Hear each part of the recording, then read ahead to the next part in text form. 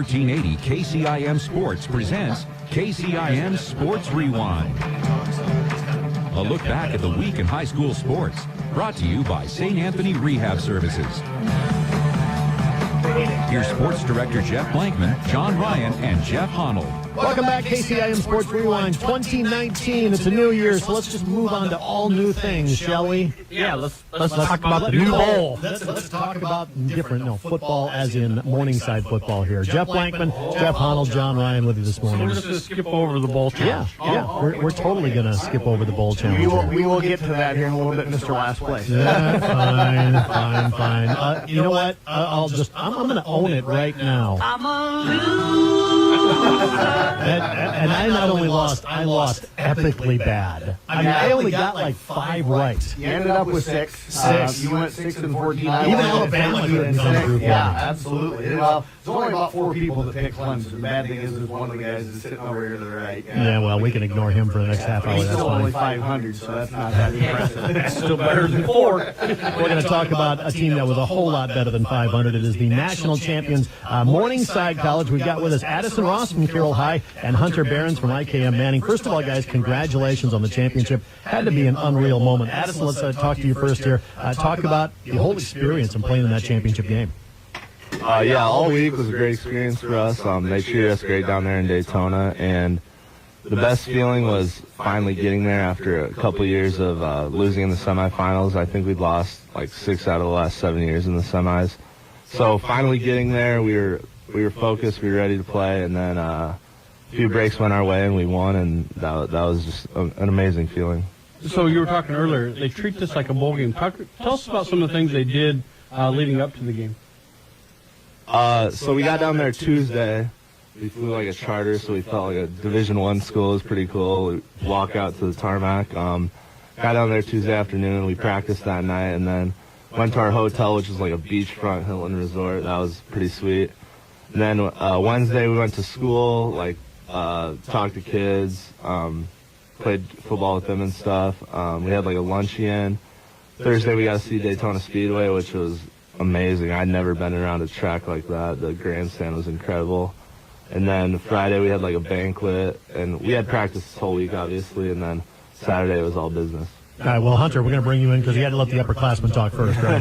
yeah, you got to let them shine. Right offensive tackle for Morningside. Talk about the experience in the playoffs. Your second season with Morningside. Yep. So how did that roll for you? So I played a little bit of a part last year on the team. I was the tight end, and this year being the starter, it was just a great experience for me. I had a bunch of seniors around me and great leaders that helped me. I'd never been in situations that I was this year. So just the senior leadership around me really helped me play and perform how I did this playoff.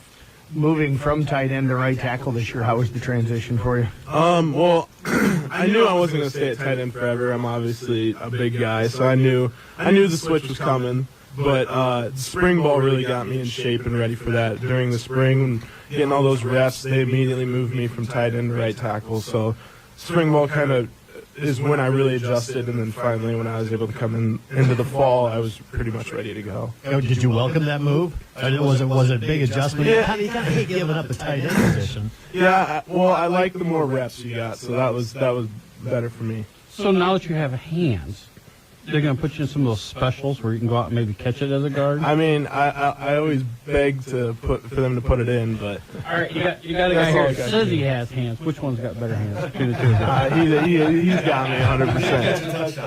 Yeah, I got one under my belt, and that's all they gave me, but I'll take it. Hunter, you got a shirt on there, and I don't know if the people on video can see it, but it says Focus and Finish 2018 NAIA Playoffs. You guys were talking about, Addison brought up 6 of the last 7 years. What do you guys think was the difference this year that got you into the championship and got you that championship from some of the previous runs that this program's made? Well, I would have to say, again, with the senior leadership like Trent and Connor Niles, those guys were unbelievable. They made practice easy for us and made us want to come in and work every day. And the off-season program that we had with our weightlifting coaches and just everything like that. And with it being Trent's last year, everybody was just on another level playing hard. Now, you guys have played in a whole bunch of football. And Addison, talk about that difference in the championship game. Were there nerves? How was that different than any other game you played in? Yeah, the championship game was a little weird. We came out really hot on offense. I think we drove down our first 2 possessions and scored right away. But And then you're thinking, this is easy. right, I thought, oh, this is going to be another Morningside football game. We're going to win by a lot, get out early, and celebrate. But the TV timeouts were a lot different for us. We're not used to that. We were playing on ESPN3 or whatever it's called. So they're stopping the game like after every possession for 3 minutes. They're stopping it after quarters for 3 minutes, and we're just sitting there in a humid environment. It's just a little different. So Benedictine hung around, gave us a game. We kind of faltered on offense, but then in the end it was Trent Solzman and Connor Niles trapping like 35 times this year. Record-breaking numbers for both of them, and our defense held them, and we came through. 35 to 28 was the final. Was that the best team you played all year, Benedictine? Yeah, they're right up there. I would say them or St. Francis, the team we won in overtime by the same score in the semifinals. Both of them were very good. They made us play till the last play. Addison, what was the difference in the third quarter? You guys outscored them 14-0. That was kind of the difference there in the game. Was it just halftime adjustments? Yeah, our coaches do a very good job at halftime adjustments. We came out and knew offensively what we needed to do, and defensively we knew what they were trying to do. So football's a game of just countering your opponent, and I think coming out in the third quarter we were ready to go, ready to play, and we definitely beat them in halftime adjustments. So with the small schools starting to get a lot of love and a lot of TV time, some of these guys are trying to go out and go pro. Are any of your guys that you know of, are they going to try to move on and take a shot at the combine? We have a couple guys. I know Connor Niles is probably our best shot. That's going to entertain the option, but you don't go to Morningside to become an NFL football player, so it's kind of like he's going to keep working out and all that, and if his opportunity comes, he'll take it, and I know he'll make the most of it. Hunter, talk about making the jump from high school ball to this level of football. How big is that? And, I mean, it's like a career in college when you're playing in football, right? Yeah, it goes from just being like kind of a hobby or kind of something that you just like to Friday night lights, after school activity to a full-time job. It's a big jump. I mean, in high school, a lot of the times if you're just bigger than them, you can beat down the other team and beat down other players. But in college, everybody's big, everybody's strong, so you kind of got to use your footwork is a big thing that I feel that you have to improve on from high school to college. How is the coaching different? Coaching it's 100 times. It's way more different than high school. You got a specific coach for your position. I mean, I came from IKM, that's a pretty small school, but getting an offensive line coach that drills you every day, and let's say you're doing something wrong during practice, he'll hold you back after practice to help you with your footwork or other things you need. So it's huge. Yeah, they kind of own you in college, don't they? A little bit, yes, they do. Yeah, how much time in practice do you guys spend kind of on the fundamentals every day? Not just running plays, but on the footwork, on blocking techniques and stuff like that? We have about like 20 minutes of individual, 25 minutes individual. So you're running, you're working on your zone steps, and you're working on pulling, you're working on your pass set, different things to help you improve. You get, I bet, thousands of reps at your pass set, or if it's like a zone to the right or left, your footsteps for those and all different plays. And, I mean, just thousands of reps of doing that during practice is what helped me throughout the year. Talk about summer.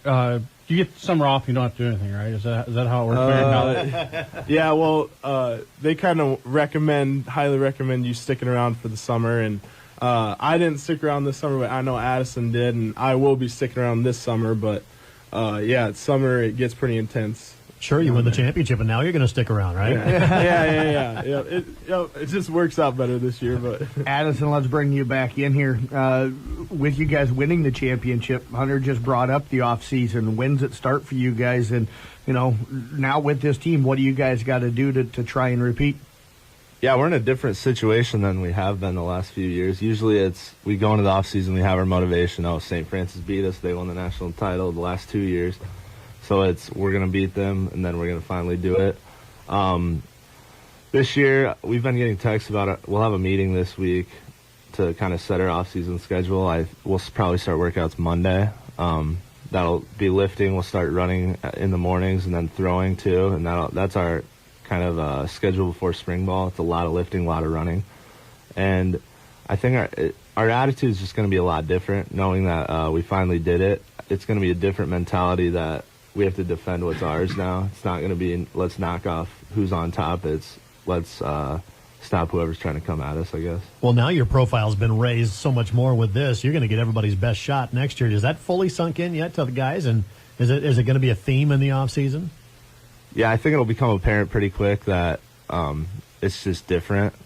In the GPAC, we've kind of had that mentality for a while. I think we've won 8 straight GPAC championships, so we get everyone's best shot. But on a national level, especially in the playoffs, first, second round, teams aren't going to come in and be like, oh, this is just another game. No, this is the defending national champions. Who are some of the programs, whether in the GPAC or nationally, that you think will compete with you guys next year?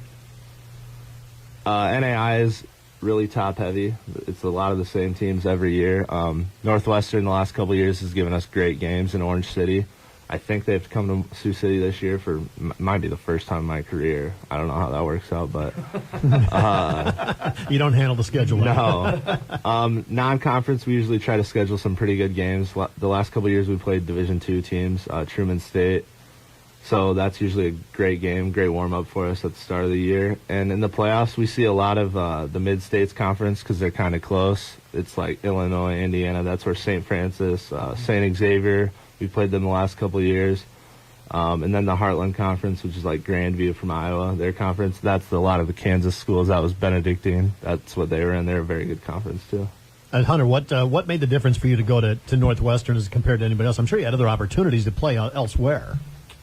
You mean like where I picked? Yeah, why you picked Morningside over Morningside? Anybody else? Yeah. Well, I got recruited a little bit by Grandview, obviously, and a little bit by Northwest Missouri State. But I think it just came down to whether you like the coaches or not. And Coach Ryan really welcomed me in with arms, and I could just really trust in the program that Morningside had, and I felt it was the best move for me, and I felt like I could get on the field fastest at Morningside. Academically, how are things going for you there? Talk about your major and what you're looking to do. Yeah, good. It's going good. I'm a business management major, and then I'm going to try for an agronomy minor. So class schedule, taking 16 to 18 credits, and just, you learn to work with it with your football schedule, but, just put a little bit more time in the library and maybe a few more later nights, but that's so you got to cram in this semester coming up night now to get all your classes in. Yeah. Yep. Mm-hmm. So, talk about recruiting. How involved are you guys in recruiting when recruits come on? Do you get to talk with them? Do you kind of explain to them what the culture is like at Morningside? How coaches can't comment on that. These guys can't. Yeah. I didn't say about new ones. Yeah. Well, freshman year when you're in the dorms, the coaches kind of make you go. So if they come for a game day visit, the freshmen will welcome them, and they'll come in and they'll eat lunch with them. And if they want to do an overnight visit, some of them do, some don't. But you'll have a few guys stay in your dorm room, or just stay with you for the overnight visit, and just kind of show them what Morningside's like at game time, and just what's it like to live in the dorms. Do those coaches use you guys as kind of a resource? As, hey, we're looking at somebody that's from IKM or somebody that's from Carroll. Do you guys have any contacts with them at all? Do they use you guys like that a little bit? Obviously, if they know that you know the player and you can kind of have a relationship with them, they'll text you and say, hey, I have a guy from Carroll, or I have a guy from any surrounding places where you went to high school.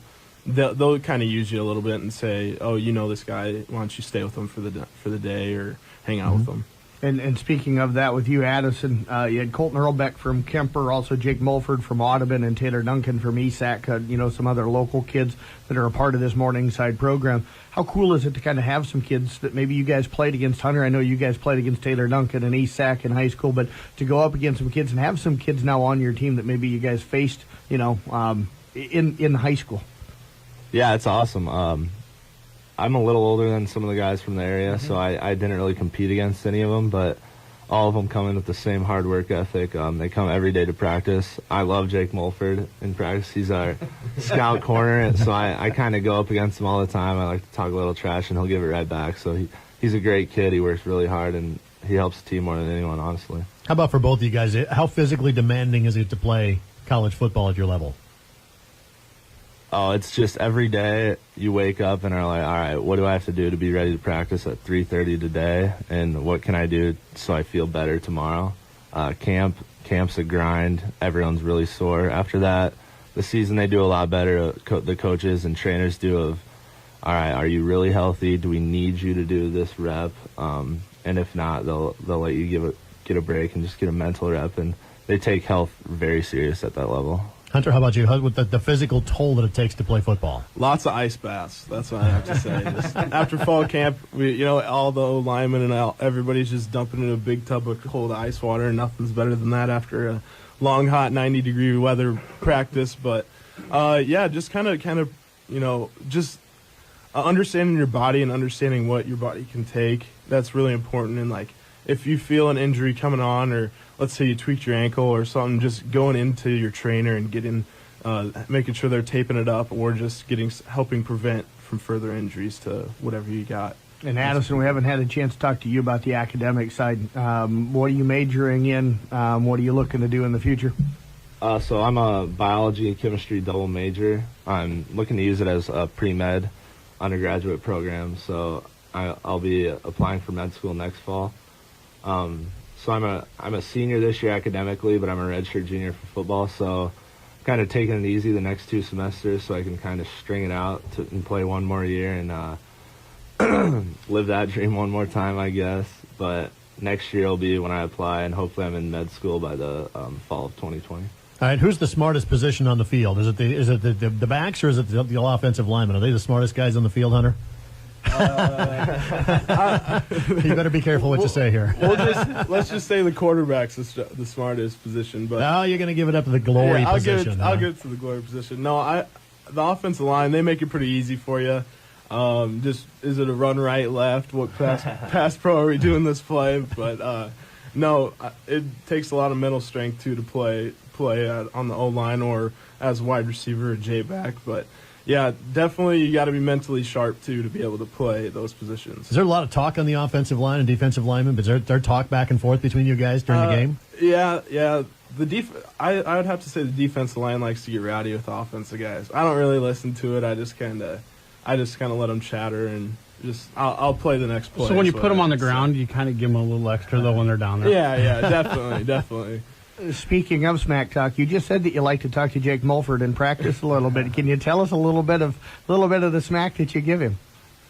So he plays cornerback, if a lot of listeners probably don't know. And my position, I'm normally in the slot, but there's a few plays where I'll line up out there, and most of the time I'm just a dummy. I'm a 6'4" dude that's not going to outrun any cornerback. So I'm just kind of standing out there, and I always joke around that I'm going to beat him, or he better wait for the fade because I have like a foot of height on him and stuff like that. They never do throw me the ball, so Mulford always thinks he locked me down. Well, guys, I tell you what, we appreciate you coming in. Congratulations on the national championship and first ever. First ever for Morningside. So that you've taken it to a whole new level. That's got to be a great source of pride for both of you guys that you've got this program to this level that they've long strived to be at. Talk about that. It's exciting. It's our future's very bright. Morningside, they've built a great program up there. They've had the same coaches for a long time that just keep it going, and the future is going to be awesome. You guys kind of won that over Christmas break. Are you going to have a big celebration with the entire school when you get back then? Because you really didn't have a chance to celebrate.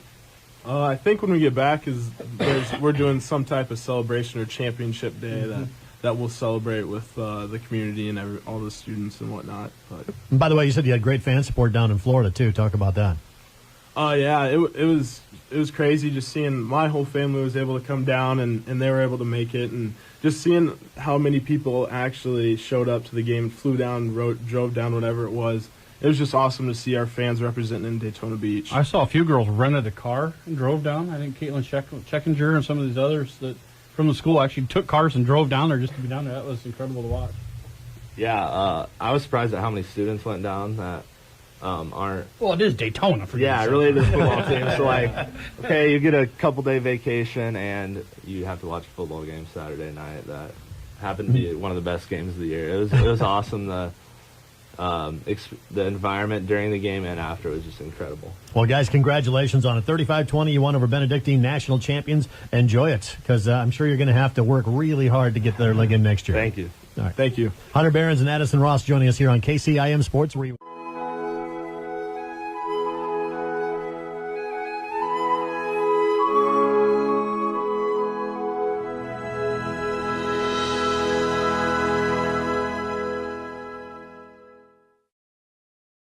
direct supervision of a certified and licensed healthcare professional in the newly renovated sports performance facility. If an injury is keeping your athlete out of the game, call St. Anthony Rehabilitation Services at 794-5000 for sports injury and treatment rehab. What do you talk about with your friends? The last mushy romance book you read? Or last night's thrilling come-from-behind buzzer beater? Tomorrow's conversation starter begins right here on the Cyclone Sports Network. Powered by Learfield. The Cyclones battle the Baylor Bears from Waco, Texas. Tonight, pregame starts at 5 p.m. right here on your Cyclone station, KCIM. It is KCIM Sports Rewind. We're back down to just 3 of us. Actually, no, 5 of us in the studio. There were 7 of us at one time. The 2 that always cower back in the corner are still there. Chickens. That's about the most we've ever had in the studio. I think it's 7 people crammed in here in this little studio. So, what's new? What's up? 2019. 2019 got the bowl challenge. Wrapped up after what's last night. new? That's old. That's we old. want what's new. Clemson really handled it. Alabama last night. That was kind of fun. I enjoyed that. I did too. I really did. I watched that. literally the first 10 minutes of the ball game. It was 14-13 at that point. I'm thinking it's going to be 94-95 at the end of this thing, and you know, I turned it off at that point, thinking nobody's going to play any defense. It's just going to be up and down the field. I'm glad it didn't come down to the tiebreaker, which was total points scored in the championship game. I took 44, and Clemson I had close. Yeah, Clemson pretty much handled that themselves. So Yeah, they got, what was it, 44-16? 44-16 or something like that, 45-16, something like that. Yeah. Kind of so nice to fine. see that dumb look on Nick Saban's face too. Of I really don't have an answer. Worst defeat in Nick Saban's Alabama career. That was a beatdown. You knew they were done when they had to try that fake field goal, and for some stupid reason they had the kicker or whatever, or the punter trying to block for the. I mean, that was just that was a bad play. My goal before next season is to be able to pronounce the Alabama quarterback's last name. Tua is all I call him. Tungavaloa. Tungavaloa. Yep, Tungavaloa. I will Notice not they all remember went with that Tui. 5 minutes from now. They all went with Tui. You just stay there. Yeah. Let's talk about the upside. Who won? No. Let's not talk about the upside. That would have been me. Cheater. I finished up. Nobody ever saw his picks. Yeah, they're all Nobody right here. saw it. Yeah, right. I am going to give him credit because he puts it in the computer, and we know he's not smart enough to change the computer. Yes. So if it was put in there, it had to be right. And I don't believe it was put in the computer. We didn't scan, but it probably still is on the dock or whatever. See? Yeah. Oh. Next year we'll make sure to scan them all I in. think we have a scandal on our hands. I think we just throw out the results this year and forget about it. If Coach Case is the one that sniffed this out, any of us should have. Yeah, he did send me a text. If he can pick it up. Congratulations. But he said it's awfully odd that the guy that keeps track of the pool has won it 2 years in a row. I think it is, and for too. him to come up with that is kind of amazing. So, But yeah, so I took first place. Tom Casey went 13-7. He was a game behind me. Doug Waniger also 13-7. And I got to give Doug a little bit of a hard time. Diehard Hawkeye fan who took Mississippi State to beat Iowa in the bowl game. If he'd have taken the Hawkeyes like I did, the Husker fan taking the Hawkeyes, he'd have shared first place with me, and it would have come down to the tiebreaker, and he'd have won, because he'd have won the tiebreaker. has he got to see the video of you celebrating the Hawkeye win? No, I don't think. Okay. I don't think. Luckily, nobody sent that to him. So luckily, It cannot be aired on I radio. was going to say, I have not seen this video. I will. I will Trust me, admit, he was dancing. You don't want to see I it. actually pumped my fist when the Hawkeyes won that day. It surprised me, and I went on a little rampage about it, but I was excited that they won. Yeah, absolutely. Denny McCartan also went 13-7. Brian Case ended up going 12-8. Chris Peterson was 11-9. Chad Klein was 11-9. Sean Burks ended up 11-9. Tom Hawkett finished up 11-9. Nathan Cones went 10-10. Yeah, middle of the pack. Yeah, whatever. Nate Wall 10-10. Chris Moore went 10-10. Mark Fieldmeyer went 9-11. Honnold with the win with Clemson last night ends up 10-10. Eric McCullough went 9-11. Lonnie Miller went 8-12. Terry Kasperbauer 9-11. Nick Brinks 9-11. And John, 3 games back, 6-14. 6-14 in the bowl champ. Yeah. It's if you're going to lose with a little panache. You could, You did. finish dead last. You like could have that. used a dartboard and gotten 6. I know. That's how epically bad it was. I will say that there was not one day throughout the entire challenge that you weren't at least in a share for last place. Yeah, that's true. I saw it the first day you sent out the results. I went, oh, this is going to be bad. This is really going to be bad. I really thank you, because I was on vacation, and when I got that, I looked at it, well, at least I'm not going to be last. And my saving grace is, well, at least I'm not a Chicago Bears fan. That's true. That hurt really bad. Doink, doink, doink. And by the way, I don't care if they're calling it a block. It's still a doink. Well, I will say this. I'm surprised that you didn't come back. He's a Vikings fan. If you didn't think about that. There's only so much you can give Vikings fans. I mean, I've been there, go ahead and play your loser song again if you want to. I've been there, done that with the Vikings so many times. I'm immune to it. Yeah, so. I just it's when it comes when you take it down to a kicker, you get what you get. Mm-hmm. Yeah, you never know what's going to happen at that point. point. A soccer player in tights, and that's what happens. We got more Sports Rewind coming up.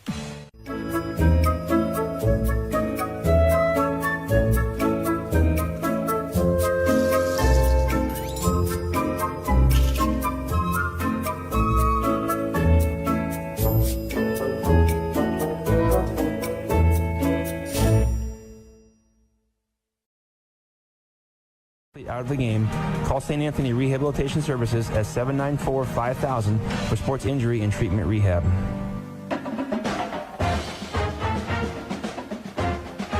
KCIM Sports Rewind. It's John Ryan along with Sports Director Jeff Blankman and Jeff Honnold. And we've got some milestones to talk about here that kids going over those 1,000-point mark. You bet. Well, all of it coming in the first half except for last night. Tate Colleen from Audubon went over 1,000 in his career last night. He has had a great season this year.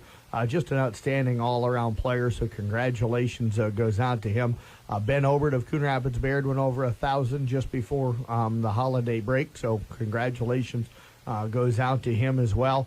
And then you had the two Arweva kids, Emily Danner and Drew Shirkey, both went over 1,000 back in the mid-part to early part of December. I think if I remember right, it was about a week apart that they ended up going over 1,000 points. So all of those great players, kids that have put in a ton of time to be able to get to where they're at and to have the numbers that they've been able to put up. I mean, just think of that, 1,000 points in their high school basketball career. You don't get that many games. No. You get about 18 and then into the playoffs, 18 regular season games and then into the playoffs. You're looking at, depending on if you make a run in the playoffs, 21, 22 games, something like that, 20 games in a season. So, that's pretty impressive numbers.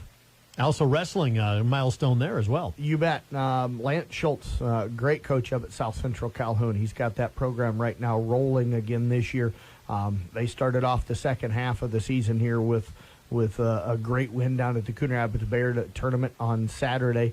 Quite a few champions coming out of that. I think they've got a legitimate chance to send quite a few kids. 4, 5, 6 kids maybe have legit chances to get down to state this year.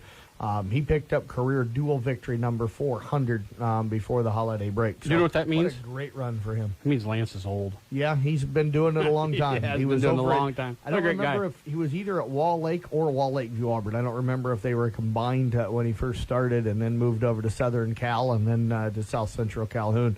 But he has done just a tremendous job with that program. It's one of the elite wrestling programs in this area year after year. Yeah, consistently at a high level for them. Yep. So congratulations to him on that. So we get into the second half of the season. I got to mention this too. Just watched online the other day. Matt Dentlinger with SDSU had a nice game, playing some good quality minutes in his sophomore year. 17 with minutes the other night against USD. Had 8 points, 5 rebounds, if I remember right in that one. Yeah, Julia Fleek's still having a nice season up there at North Dakota. Yeah, absolutely. By the way, the announcers on that were doing the game noticed the connection between Matt Dentlinger and Casey Kasperbauer. He goes, a couple of guys from Carroll on the opposite side of the South Dakota showdown. Absolutely, that's cool. Also, got to give Haley Burks a shout out up at Northwestern. Their girls their women's team having a great year. They'll take on number 1 Dakota Wesleyan here in a little over a week. So that'll be a huge matchup. They're ranked in the top 5 after getting into the championship game last year. So. And again, this is getting the time of year. Here comes the grind before the playoffs. I mean, this is when you're going to get a lot of games stacked up. I was reading some of the summaries in the first half, and some guys only have like 6 games in so far, so they got a long way to go. Yeah, you got some teams have only got 6 games. Carroll was one of those. They're the Carroll boys. And then you've got like teams like South Central Calhoun, that had played like 10, 11 games. already by the time the holiday break rolled around, so they're not going to have as many games coming up here in the back half of the season. Now, what are some of the milestones? When are we going to find out about the playoff pairings? How does that work? Things like that. Most of that will come out 2019? probably in about 3 weeks or so. You'll start getting some of the pairings out for the girls and for the boys. It's going to be interesting. I was talking with Keith Wagner from IKM Manning Saturday over at Ida Grove. Kind of feels like you'll probably see a lot of the same teams in the brackets that you saw.